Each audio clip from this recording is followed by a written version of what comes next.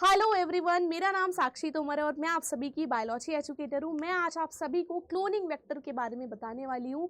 ये टॉपिक इतना इंपॉर्टेंट है कि मतलब बहुत बच्चे इसमें कंफ्यूजन रहते हैं, बहुत ज़्यादा कंफ्यूजन रहता है। ये टॉपिक से नीट में, सीयूटी में, इवन क्लास 12 में भी बहुत सारे क्वेश्चन आए हुए हैं। तो देखो, वेक्टर क्या होता है? जो एक जगह से दूसरी जगह पे लेके जाता है सामान को। ठीक है, जैसे कि आपके जोमेटो वाले भैया हैं, वो आपका खाना रेस्टोरेंट से ले जाके आपके घर पे डिलीवर करते हैं। वो वैसे ही हम इसके अंदर बायोटेक के अंदर यूज करते हैं word cloning vector. Cloning vector यानी कि एक ऐसा वेक्टर है जो कि अपना डिजायर्ड जीन जो हमें चाहिए एक ऑर्गेनिज्म से निकालकर डिजायर्ड होस्ट के अंदर डालता है, जिस होस्ट के अंदर हमें वो ट्रांसफर करना है। ठीक है, ये एक स्मॉल पीस ऑफ डीएनए भी हो सकता है, ये से हम वायरस से भी निकाल सकते हैं, आप प्लाज्मिड से भी निकाल सकते हैं और हायर ऑर्गेनिज्म से भी निकाल सकते हैं। जितने भी वेक्टर होते हैं जेनेटिकली इंजीनियर्ड होते हैं मोस्टली, ताकि इनका जितना भी परसेंटेज रेट है ट्रांसफर का डिजायर्ड जीन का वो मैक्सिमम रहे। ठीक है, वो मैक्सिमम रहे। हमने ये क्लोनिंग वेक्टर हमें चाहिए क्यों? अगर हम इस क्लोनिंग वेक्टर की बेटा बात करेंगे ना, पहली बात तो ये है कि अगर ये क्लोनिंग वेक्टर अगर हम लोग नहीं लेंगे तो फिर ट्रांसफर कैसे होगा? पूरी की पूरी बायोटेक्नोलॉजी इसी पे ही डिपेंड करती है कि एक जीन लिया दूसरे में डाल दिया, दूसरे जीन से लिया तीसरे जीन में डाल दिया। ऐसी तो आपकी सारी की सारी एंटीबायोटिक्स बनी है, सारी की सारी मेडिसिन बन रही हैं, सारी की सारी आपकी जितनी भी क्रोमोसोमल लिंक डिजीज है वो भी सारी की सारी ठीक हो रही है। ठीक है, it is a vehicle to artificial carry foreign genetic material to another cell. इसका काम क्या है? एम्पलीफाई करना सिंगल मॉलिक्यूल ऑफ डीएनए को। इसका सबसे स्पेसिफिक काम है कि इतने छोटे से डीएनए को बहुत ज़्यादा अमाउंट में उसको क्या ट्रांसफर कर देना। अगर ये क्लोनिंग वेक्टर नहीं होगा, molecular gene cloning is totally impossible. यानी कि इनडायरेक्टली बोल रहा है बायोटेक्नोलॉजी, मॉडर्न बायोटेक्नोलॉजी बिल्कुल भी इम्पॉसिबल है। इसका हिस्ट्री का बात करेंगे तो सबसे पहले Herbert Boyer, Keiichi Itakura and Arthur Riggs ने इसको पहली बार यूनिवर्सिटी ऑफ कैलिफोर्निया में रिकॉग्नाइज्ड किया गया था।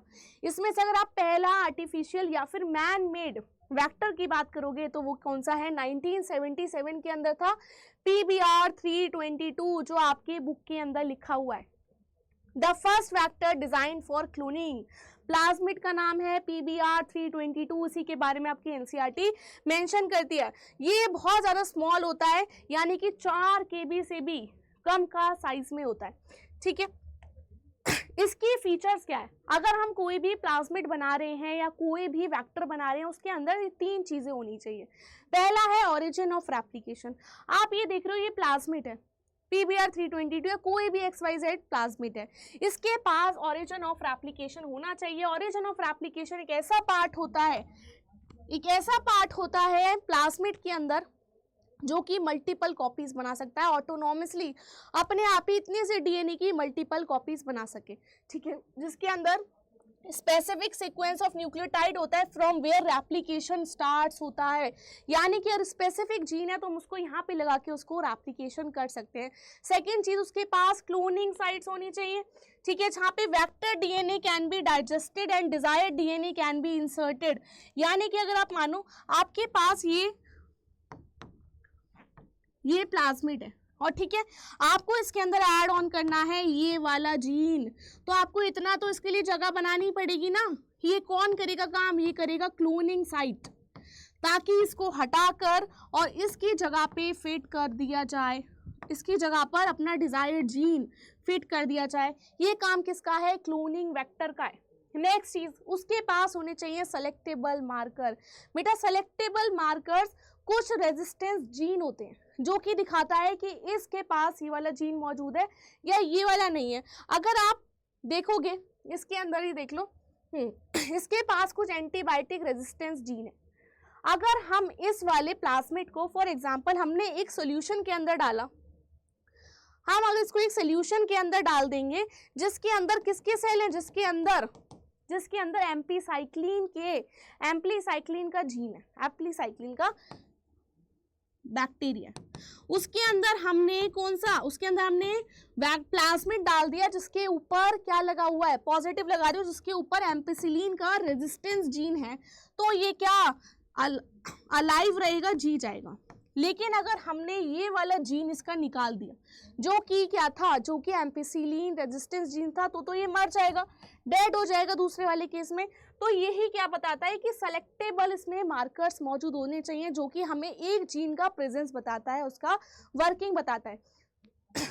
Resistance to a particular antibiotic और सेलेक्टिव एजेंट, आप देखोगे आपके जो उसमें दे रखा है PBR 322 के अंदर, उसके अंदर दो है, एम्पीसाइक्लिन एंड टेट्रासाइक्लिन, जो कि सेल के सर्वाइव एंड प्रोलिफरेट में मदद करवाता है। क्लियर?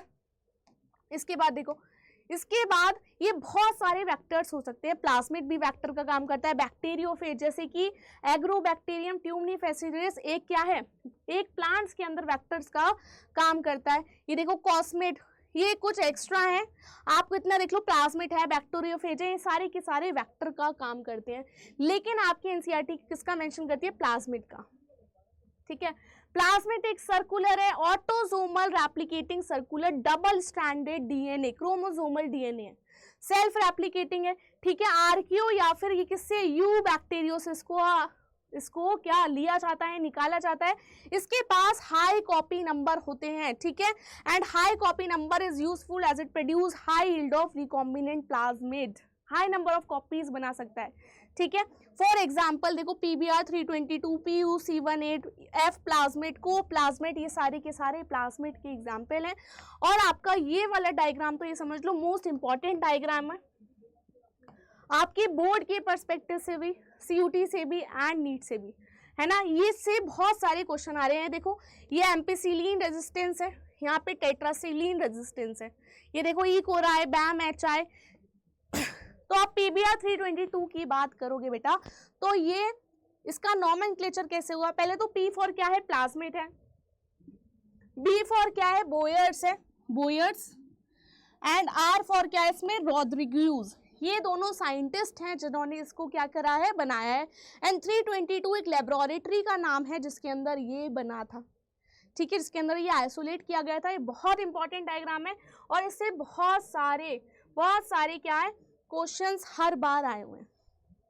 ठीक है, आई होप कि आप सभी को क्लोनिंग वेक्टर की कहानी समझ में आई होगी और इसमें PBR 322 क्या काम करता है ये भी अब आप लोग लिख के आ सकते हो। देखो बेटा, छोटे छोटे से टॉपिक होते हैं ना जो आपको पूरे चैप्टर को क्लैरिटी देते हैं, आगे तक का आपका बेस बना के रखते हैं। वीडियो पसंद आई हो तो बेटा इसको लाइक कर देना एंड बहुत सारा प्यार देना। तब तक के लिए goodbye and take care.